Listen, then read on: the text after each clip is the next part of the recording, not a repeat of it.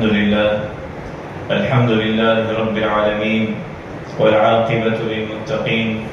والصلاة والسلام على سيدنا ونبينا محمد وعلى آله وصحبه أجمعين. اللهم أرنا الحق حقا وارزقنا اتباعه وأرنا الباطل باطلا وارزقنا اجتنابه. سبحانك لا علم لنا إلا ما علمتنا إنك أنت العليم الحكيم. أعوذ بالله من الشيطان الرجيم. إن عدة الشهور عند الله 12 شهرا في كتاب الله يوم خلق السماوات والأرض منها 4 حرم ذلك الدين القيم فلا تظلموا فيهن أنفسكم. صدق الله العظيم. الحمد لله رب العالمين. اللهم ربنا لك الحمد كما ينبغي لجلال وجهك وعظيم سلطانك. تمام تعریفیں اللہ رب العالمین کے لیے ہیں. اللہ تبارک و تعالیٰ کی فضل و کرم سے، اس کی توفیق سے اور اللہ رب العالمین کی بے پناہ نعمتوں کے ساتھ آج ہم اس مبارک گھڑی میں اللہ رب العالمین کے گھر میں حاضر ہوئے ہیں. اللہ تبارک و تعالیٰ ہمارے تمام اعمال صالحہ کو اپنی بارگاہ میں قبول فرما اور ہماری زندگیوں کو نبی کریم صلی اللہ علیہ وسلم کی سنت کے مطابق بنا دے. اللہ رب العالمین نے ہماری اور آنے والے قیامت تک کے لوگوں کی کامیابی اپنے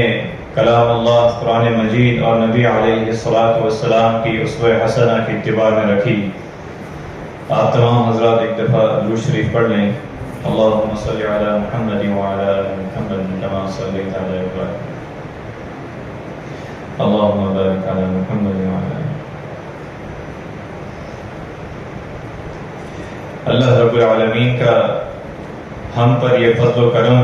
کہ اللہ تبارک و تعالیٰ نے ہمیں ایک دفعہ اور ایک نیا اسلامی سال عطا فرمایا کہ ہم اس نئے اسلامی سال میں جو پچھلے اعمال میں کوتاہی ہوئی ہے، جو پچھلی چیزیں رہ گئی ہیں، اللہ رب العالمین سے جو دوریاں ہوئی ہیں، ہم اس کا جائزہ لیتے ہوئے آئندہ اپنے اعمال کی اصلاح کریں، آئندہ اپنی زندگیوں میں تبدیلی لے کر آئیں. جس طرح کہ یہ اسلامی سال کا آغاز ہوا اور ہجرت نبی صلی اللہ علیہ وسلم سے اسلامی سال کا ترتیب آغاز رکھی گئی. اللہ رب العالمین نے قرآن مجید میں فرمایا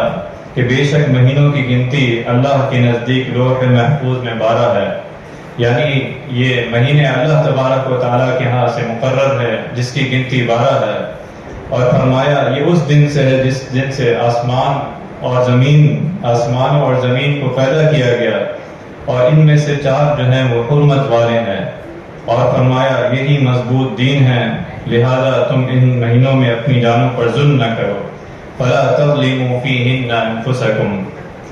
اور نبی کریم صلی اللہ علیہ وسلم نے اس حرمت والے مہینے جس میں ابھی ہم ہیں اور اسلامی سال کا پہلا مہینہ بھی حرمت والے مہینوں میں سے آتا ہے، تو آپ علیہ الصلاۃ والسلام نے اس کے بارے میں فرمایا کہ سال میں 12 مہینے ہیں جس میں 4 حرمت والے ہیں، 3 جو ہیں وہ ایک ساتھ ہیں، ذوالقعدہ، ذوالحجہ اور محرم،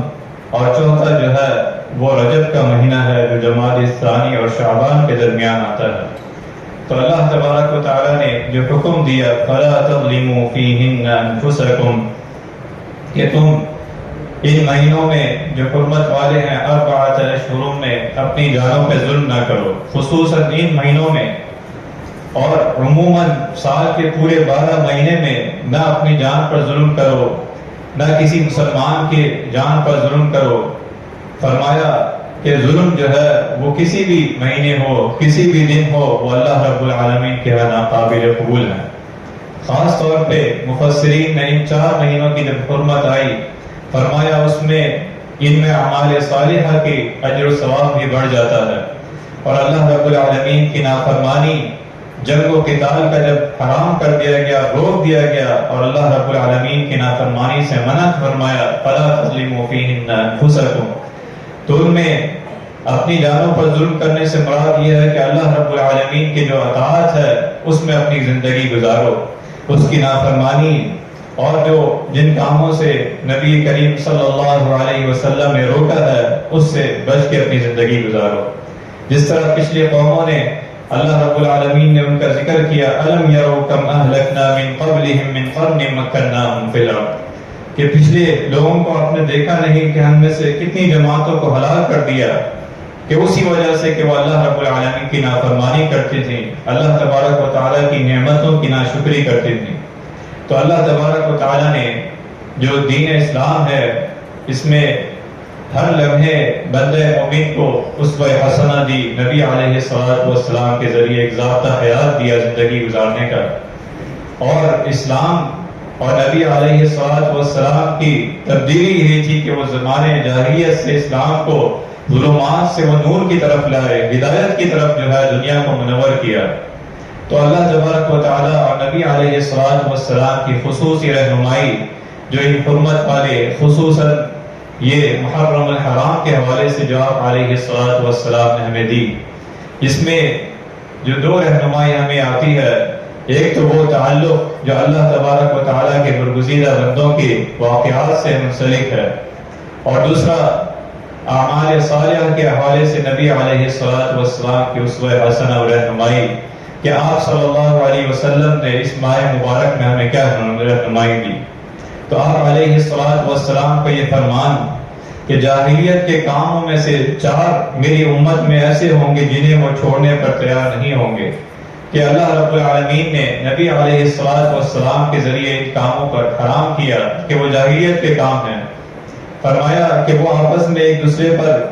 حسب و قومیت پر فخر کریں گے، کسی کی نسب میں طعنہ زنی کریں گے، ستاروں کے ذریعے قسمت کے احوال معلوم کریں گے اور نوحہ کریں گے۔ تو فرمایا یہ جاہلیت کے کام ہیں، اور نبی علیہ السلام نے اس سے اور اسلام سے اس کا کوئی تعلق نہیں۔ آپ علیہ السلام نے جاہلیت کے امور سے جو ہے برات کا اعلان کیا۔ فرمایا ایک اور اس میں کہ وہ شخص ہم میں سے نہیں جس نے رخساروں پر تماچے مارے، گریبانوں کو چاک کیا، جاہلیت کے دعووں کے ساتھ پکارا اور واویلا کیا، اور موت اور مصیبت کے وقت جو ہے موت کو، ہلاکت کو پکارا کہ اس پر کوئی مصیبت آ گئی، کوئی آزمائش آ گئی، کوئی حزن آ گیا، کوئی غم آ گیا، تو اس نے جاہلیت کی طرح موت کو پکارا، ہلاکت کو پکارا۔ یہ ساری چیزیں آپ علیہ السلام نے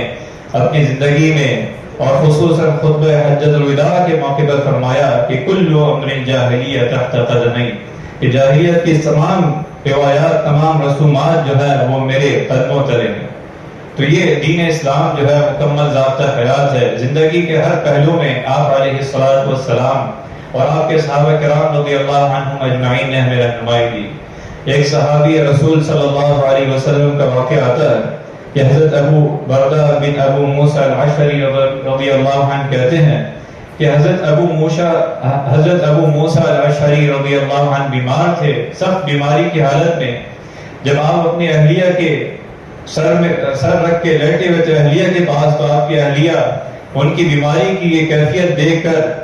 پریشانی کے عالم میں چیخ و پکار کے اس میں تھی، رونا۔ تو حضرت ابو موسیٰ الاشعری رضی اللہ عنہ جب بیماری سے تھوڑا افاقہ ہوا تو آپ نے فرمایا کہ میں ہر اس شخص سے بری ہوں جس سے رسول اللہ صلی اللہ علیہ وسلم نے برات کا اعلان کیا۔ بے شک رسول اللہ صلی اللہ علیہ وسلم نے زور زور سے رونے والی، مصیبت کے وقت سر پیٹنے والی اور کپڑے پھاڑنے والی عورت سے برات کا اعلان فرمایا۔ تو یہ آپ علیہ السلام نے ہمیں جو رہنمائی دی کہ غم پر، حزن پر اور اللہ رب العالمین کو یاد کرنا، اور فرمایا بندہ مومن کا طریقہ زندگی یہ ہے کہ وہ ہر حال میں اللہ رب العالمین پر، اللہ رب العالمین کی عطا پر صبر اور شکر کرتا ہے۔ یہی اس کے لیے عجیب ہے، یہی اس کے لیے اللہ تبارک و تعالیٰ کے ہاں رضا اور باعث اجر کا باعث ہے۔ جب اس پر کوئی مصیبت آتی ہے، کوئی غم آتا ہے، کوئی ایسا واقعہ، تو وہ اس پر صبر کرتا ہے، اور کوئی اللہ رب العالمین کی طرف سے نعمت اسے عطا ہوتی ہے تو اس کا شکر ادا کرتا ہے۔ تو اس ماہ مبارک کے حوالے سے جو حضرت امام حسین رضی اللہ عنہ اور واقعہ کربلا اور آپ رضی اللہ عنہم کی واقعہ شہادت، تو مسلمانوں کے لیے اور ہمارے لیے آپ رضی اللہ عنہ اور نبی علیہ الصلوۃ والسلام کی اسوہ حسنہ وہ ہمارے لیے رہنمائی ہے، جو اس واقعے اس ماہ مبارک کے ساتھ جو منسلک ہے کہ حضرت امام حسین رضی اللہ عنہ نے اللہ رب العالمین کی رضا کے لیے جان دی، جام شہادت دی، نہ کہ اپنی جان پیش کی بلکہ اپنے پورے اہل و عیال کی، اپنے مال و دولت کی قربانی پیش کی۔ اور اس کا مقصد کیا تھا؟ اصل رہنمائی، اصل جو اللہ تبارک و تعالیٰ اور نبی علیہ الصلوۃ والسلام نے ہمیں پہنچایا کہ فرمایا قل ان صلاتي ونسكي ومحياي ومماتي لله رب العالمین۔ اللہ تبارک و تعالیٰ نے یہ آنے والے قیامت تک کے اطاعت و فرما برداری کرنے والوں کے لیے پیغام فرما دیا کہ کہہ دے کہ میری اطاعت، میری نماز، میرا جینا اور مرنا، میری تمام عبادات وہ اللہ رب العالمین کے لیے ہیں۔ قل ان صلاتي ونسكي ومحياي ومماتي لله رب العالمین۔ اور یہی مقصد تھا، یہی امام عالی مقام امام حضرت حسین رضی اللہ عنہ کی شہادت کا یہی پیغام تھا کہ وہ اسلام کی سربلندی کے لیے، ایمان و اطاعت کے لیے خون کا آخری قطرہ انہوں نے پیش کیا، حق و صداقت پر قائم رہنے اور باطل قوتوں سے مرعوب ہو کر حق کو نہیں چھوڑا۔ یہ ہمارے لیے رہنمائی ہے اس کی زندگی سے حضرت امام حسین رضی اللہ عنہ، جو اس ماہ مبارک سے جو منسلک واقعہ ہے، اور فرمایا کہ وہ اسلامی طرز زندگی کو قائم رکھتے ہیں، اسلامی اطاعت، اسلامی رنگ و نسل اس پر جو ہے وہ قائم رہتے ہیں۔ یہ ان کی زندگی کا مقصد تھا جس پر انہوں نے قربانی دی۔ وہ اقتدار کی طاقت جان کر مگر ایمان کو وہ نہیں چھوڑتے، ایمان کا راستہ نہیں چھوڑتے، اطاعت و فرما برداری کا راستہ نہیں چھوڑتے۔ یہی اسلامی طرز زندگی ہے، یہی نبی علیہ الصلوۃ والسلام کی اسوہ حسنہ ہے، جو آپ رضی اللہ عنہم اور آپ نے نہ صرف اپنی جان شہادت پیش کی بلکہ اپنے پورے اہل خانہ، اپنے مال اور سب کچھ جو ہے اللہ کے راستے میں پیش کیا۔ اسلام کی سربلندی ایمان کے آگے اس کی قیمت جو ہے اس سے بڑھ کر کوئی قیمت نہیں ہے۔ تو جو اللہ رب العالمین نے فرمایا کہ وَلَنَبْلُوَنَّكُمْ بِشَيْءٍ مِّنَ الْخَوْفِ وَالْجُوعِ وَنَقْصٍ مِّنَ الْأَمْوَالِ وَالْأَنفُسِ وَالثَّمَرَاتِ، کہ مسلمانوں کے لیے جب ان پر کوئی غم اور پریشانی اور حزن آئے تو اللہ تبارک و تعالیٰ نے انہیں یہ رہنمائی اور یہ دعا دی، اِنَّا لِلَّهِ وَإِنَّا إِلَيْهِ رَاجِعُونَ، نہ کہ وہ مرد یا عورتیں جاہلیت والے رسومات، جاہلیت والے اعمال و افعال کریں، وہ چیخ و پکار کریں، وہ اپنے گریبان پھاڑیں، بلکہ وہ اللہ رب العالمین کی رضا پر صبر کریں۔ اور اس میں نبی علیہ الصلوۃ والسلام کے یہ جلیل القدر، آپ علیہ الصلوۃ والسلام کے حضرت حسین رضی اللہ عنہ، جلیل القدر حضرت حسن رضی اللہ عنہ، جلیل القدر صحابی، فرمایا آپ علیہ الصلوۃ والسلام نے ان دونوں کو سینے سے لگا کر اللہم انی احبہما فاحبہما، کہ اللہ میں ان سے محبت کرتا ہوں لہذا تو بھی ان سے محبت کر، یہ اللہ میں ان سے محبت کرتا ہوں تو بھی ان سے محبت کر۔ اور پھر فرمایا، حضرت ابو ہریرہ رضی اللہ عنہ بیان کرتے ہیں کہ نبی کریم صلی اللہ علیہ وسلم کا حضرت حسن اور حضرت حسین رضی اللہ عنہ سے پیار اور محبت، کہ فرمایا کہ آپ صلی اللہ علیہ وسلم گھر سے باہر تشریف لائے تو آپ کے ایک کندھے پر حضرت حسن رضی اللہ عنہ اور دوسرے کندھے پر حضرت حسین رضی اللہ عنہ سوار تھے، اور آپ علیہ الصلوۃ والسلام کبھی ان سے پیار کرتے کبھی ان سے پیار کرتے۔ تو یہ آپ علیہ الصلوۃ والسلام کا محبت۔ اور پھر فرمایا جو ان سے محبت کرے کہ اللہ تو ان سے محبت کر، اور جو ان سے بغض رکھے اس نے مجھ سے بغض رکھا، تو ان سے بغض رکھ۔ تو آپ علیہ الصلوۃ والسلام کی اسوہ حسنہ۔ پھر ایک اور موقع پر، خطبے کے موقع پر، آپ علیہ الصلوۃ والسلام کی اپنے صاحبزادوں کے ساتھ محبت حضرت حسن حسین رضی اللہ عنہ کے، کہ خطبہ چھوڑ کر جب وہ مسجد میں آئے تو آپ علیہ الصلوۃ والسلام خطبہ روک کر ان کو اٹھایا، ان کو پیار کیا اور پھر خطبہ مکمل فرمایا۔ اور فرماتے ہیں ہما ریحتان من الدنیا، کہ حضرت حسن حسین رضی اللہ عنہما دنیا میں میرے دو پھول ہیں، کہ یہ دونوں دنیا میں میرے دو پھول ہیں۔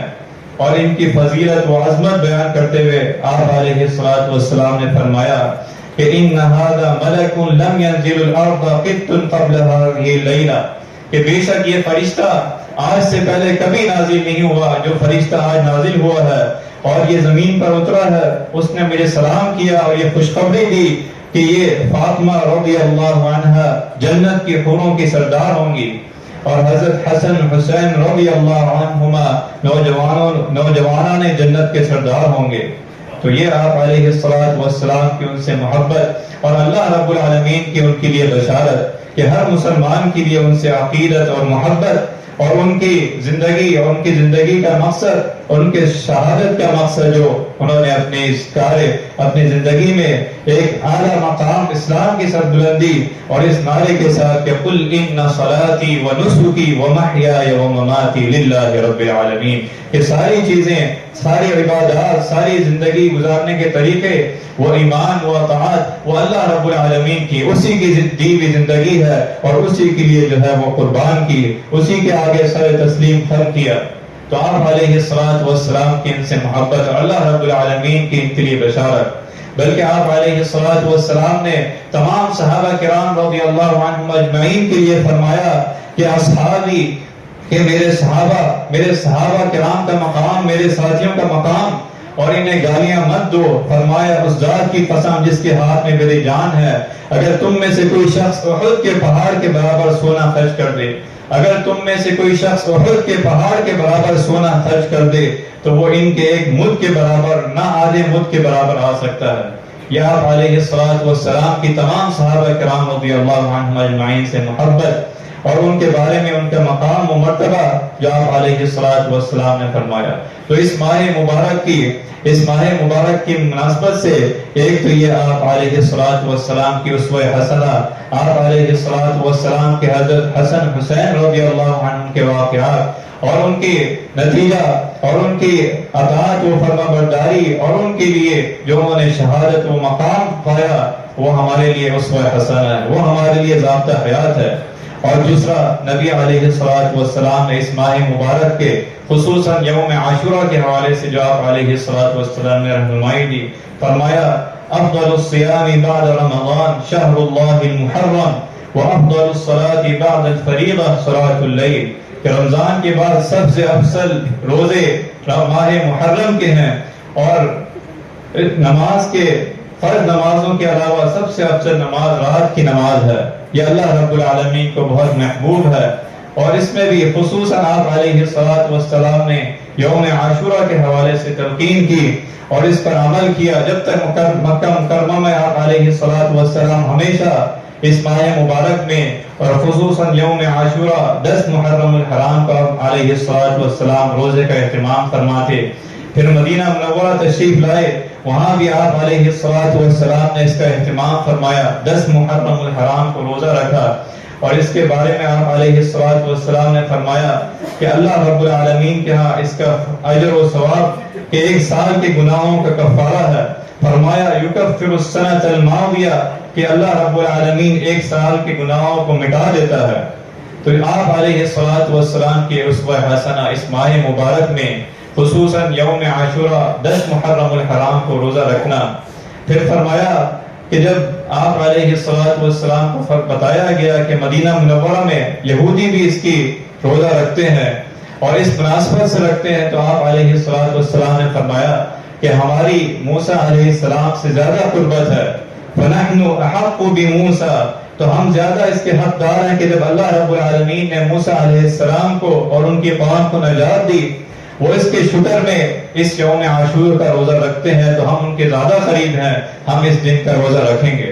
اور پھر یہ فرمایا کہ آئندہ سالوں میں ان کی مخالفت کے لیے ہم اس کے ساتھ 1 روزہ اور رکھیں گے تاکہ ان کی مخالفت نہ ہو، ان کی مخالفت ہو، یعنی 10 محرم الحرام کے ساتھ یوم عاشورہ کے ساتھ 9 محرم الحرام کا روزہ بھی آپ علیہ السلام کی اسوہ حسنہ ہے۔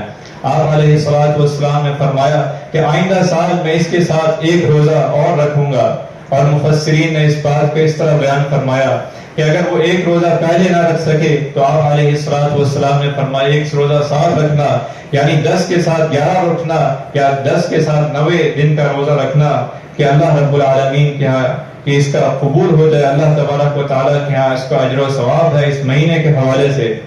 جو ہمارے ترتیب سے ہمارے کیلنڈر کے حساب سے، ہماری چاند کے حساب سے روزہ رکھنا کہ وہ جو عاشورہ کا دن ہے وہ بدھ کا دن بنتا ہے،